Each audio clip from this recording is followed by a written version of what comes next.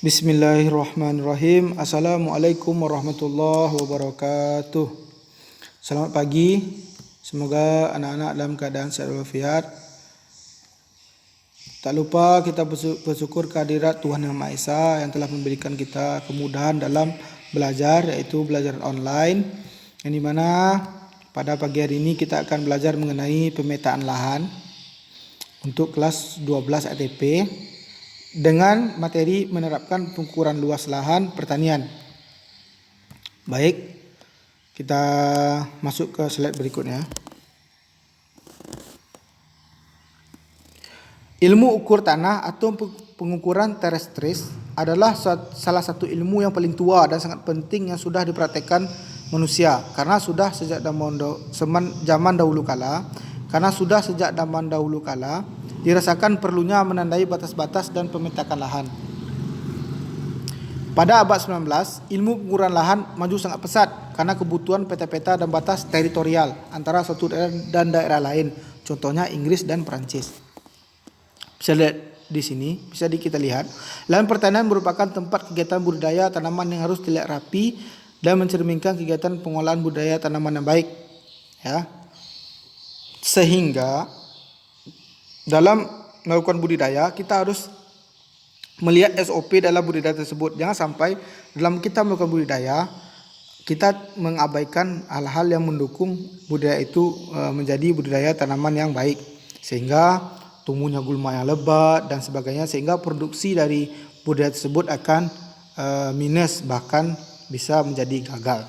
Untuk menciptakan lahan pertanian yang baik, terdapat banyak kegiatan-kegiatan berkaitan dengan pemetaan dan pengukuran.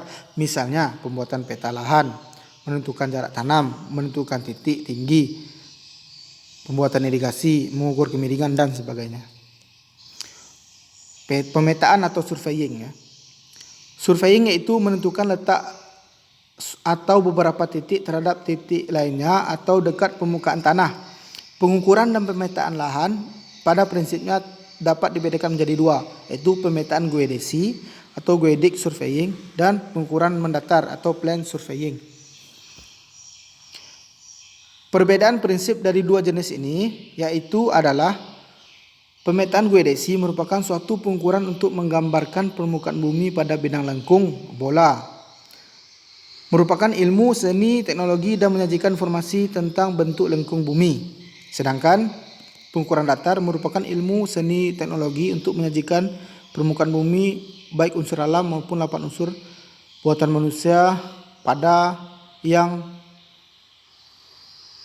pada itu manusia pada bidang yang dianggap datar, ya. Atau Bapak ulangi. Sedangkan pengukuran mendatar merupakan ilmu seni teknologi untuk menyajikan bentuk permukaan bumi baik unsur alam maupun 8 unsur buatan manusia pada bidang yang dianggap datar.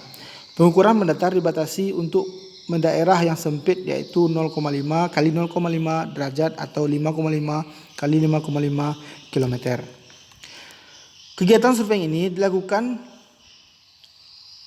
pada bidang pertanian adalah surveying, plan surveying atau pengukuran mendatar, ya, di mana permukaan bumi dianggap sebagai bidang yang datar. Anggapan permukaan lahan sebagai bidang datar dapat dibenarkan karena biasanya dalam bidang pertanian pengukuran jarak yang dilakukan tidak lebih dari 55 km.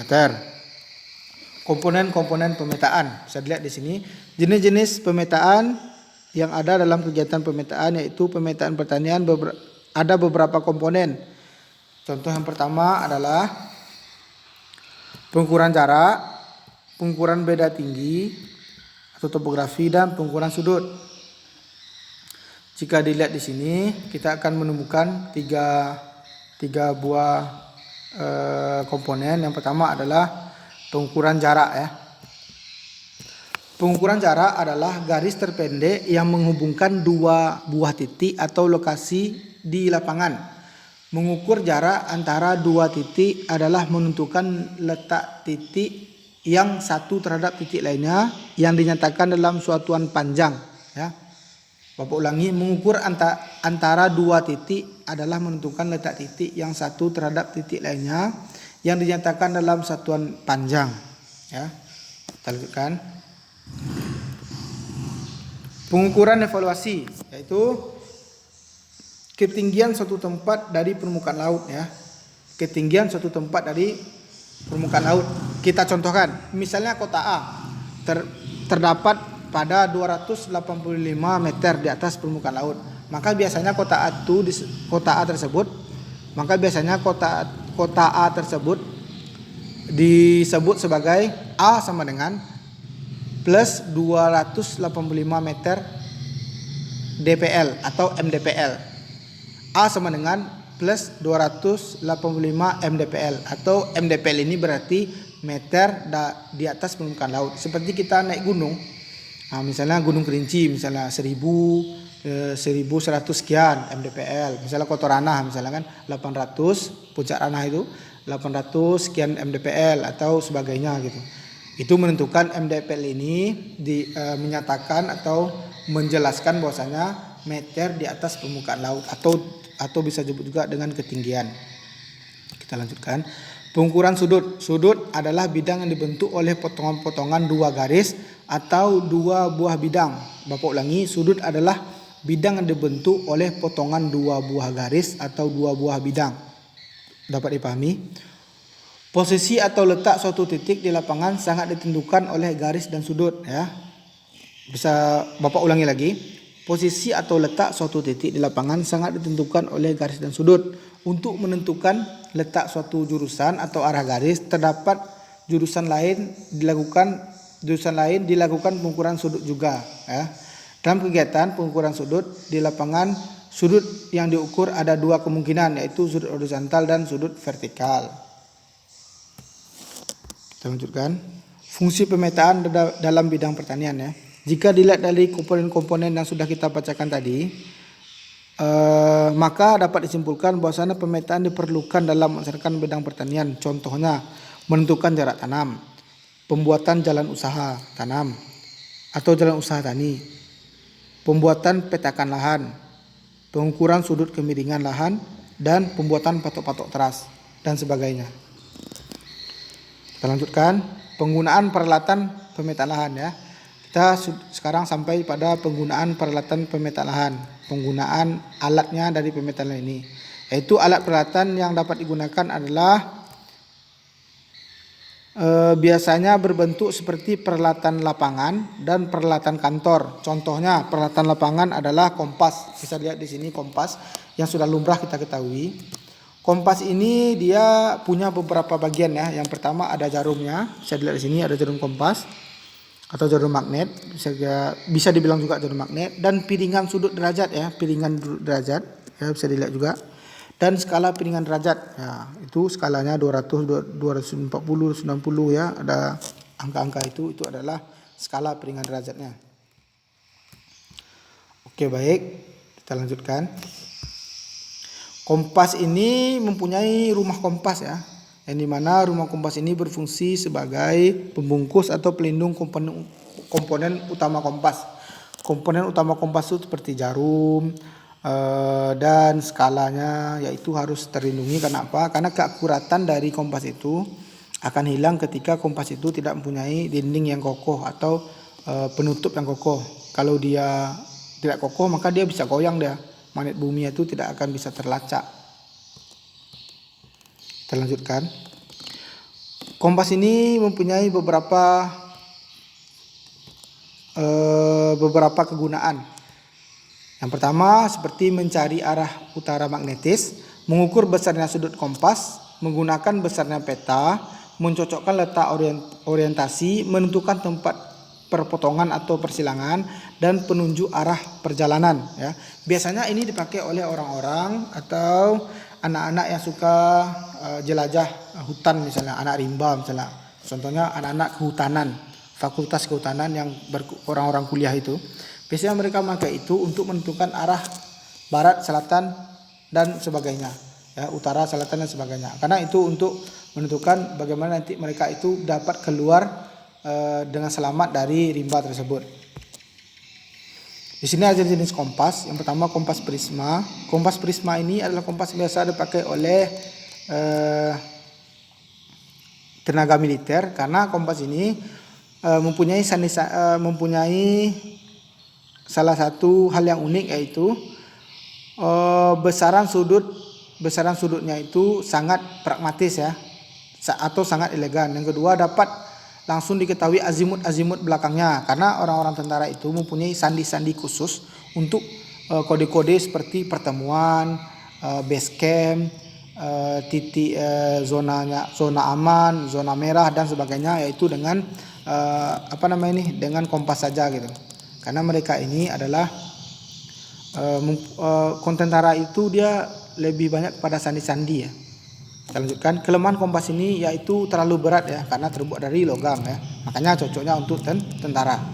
Baik, kompas silva. Kompas silva di sini fungsi utamanya adalah untuk orientasi lapangan. Kompas ini memiliki tanda panah penyesuai yang terdapat di dasar piringan kompas, dilengkapi dengan cermin. Selain itu, sekitar piringan kompas tersebut terdapat konektor dan penggaris ya. Nanti dapat dilihat pengertian dan spesifikasinya di dalam PDF yang sudah Bapak bagikan nanti. Kita lanjutkan.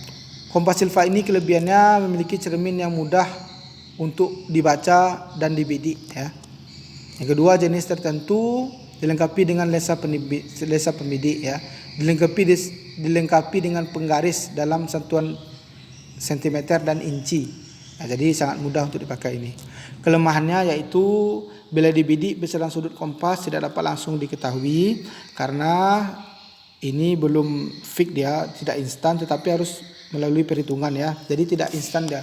Misalnya kita kayak handphone nih, 3x3 misalnya kan 9 gitu. Itu kan instan tuh, tapi dia tidak, dia ada kode-kode tertentu dan kita harus mencari lagi pengukurannya dalam hitungan matematika. Baik, atau rumus-rumusnya.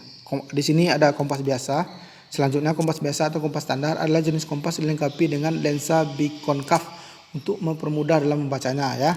Jadi fungsi utamanya sebagai penunjuk arah berdasarkan prinsip gaya magnet ya. Gaya magnet itu biasanya dipakai oleh kompas biasa. Sehingga kompas standar atau kompas biasa ukurannya lebih kecil daripada dua kompas tadi ya. Nah, untuk sekadar petunjuk arah mata angin, kompas standar lebih dapat diandalkan dan lebih praktis. Kalau misal menunjukkan arah mata angin saja, kompas standar adalah kompas yang lebih efektif ya. Nah, di sini kelebihannya ringan, mudah dibawa, memiliki penggait untuk dimudahkan mendapatkan kompas. Dan di sini kekurangannya yaitu skala kompas yang biasa ya. Jadi setiap trip mewakili dua skala, jadi tidak efektif dalam melakukan pemetaan lahan pada bidang pertanian ya. Masih perlu pemakaian kompas dan alat-alat lain. Di sini cara mengoperasikan kompas. Pada saat menggunakan kompas untuk melakukan pengukuran sudut, maka kompas harus dalam keadaan horizontal atau mendatar. Tujuannya agar jarum magnet menunjuk dapat berputar secara bebas untuk mengarah ke utara atau selatan planet bumi. Kebebasan gerak jarum magnet akan berpengaruh terhadap keakuratan dan penunjuk sebuah kompas. Alat-alat pendukung kompas seperti penyipat datar kayu, penyipat datar modern, jalon meteran, apnei level, plumbok, meteran ini ya, tahu kita fungsinya kan, dan patok kayu dan patok beton. Patok kayu dan patok beton ini fungsinya sangat besar ya. Padahal bentuknya sangat sepele kan, biasanya di samping jalan atau di perusahaan gitu. Tapi ini fungsinya sangat besar gitu. Sekian, terima kasih anak-anak semuanya. Semoga pembelajaran hari ini dapat dipahami dan menjadi penambah ilmu kita. Semoga nanti di rumah anak-anak dapat membuka PDF yang telah Bapak bagikan, dan Bapak juga akan membagikan video ini ke dalam Google Classroom, sehingga anak-anak dapat mengkaji atau memudahkan anak dalam belajar.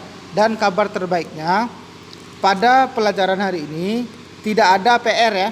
PR-nya Bapak akan berikan pertemuan berikutnya. Sekian, terima kasih. Wassalamualaikum warahmatullahi wabarakatuh.